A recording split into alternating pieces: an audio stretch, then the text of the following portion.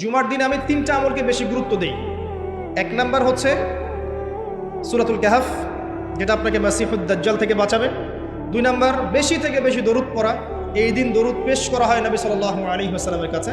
আর 3 number এটা যেটা আপনাদেরকে শেয়ার করছি, সেটা হলো আল্লাহ রাসূল সাল্লাল্লাহু আলাইহি ওয়াসাল্লাম বলেছেন, কেউ যদি জুমার দিনে সকাল সকাল গোসল করে, আর্লি মর্নিং গোসল করে ফেলে, একদম ফরজ গোসলের মতো, এবার সবচেয়ে উত্তম কাপড়টা পরে, নোংরা কাপড় না, বেস্ট কাপড়টা পরে, আতর খুশবু ব্যবহার করে, সুগন্ধি ইউজ করে, সুগন্ধি ব্যবহার করে সে সকাল সকাল পায়ে হেঁটে মসজিদে যায়, বাহনে চড়ে নয়, পায়ে হেঁটে মসজিদে গিয়ে ইমাম বয়ান খুতবা শুরু করার আগেই মসজিদে চলে গেছে, ইমামের কাছাকাছি বসে, কাউকে কষ্ট দেয় না, ইমাম খুতবা দিচ্ছে সে চুপচাপ শুনছে, কাউকে কষ্ট দেয় না। এমনকি পাশে কেউ কথা বলে তাকে এতটুকু বলে না চুপ করো, এতটুকু বলে না, চুপচাপ খুতবা শুনে নামাজ পড়ে ইমামের সাথে সালাম ফিরায়।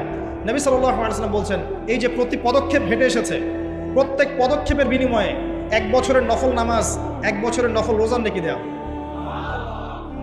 এই আমলগুলো খুব সহজে আমরা করতে পারি।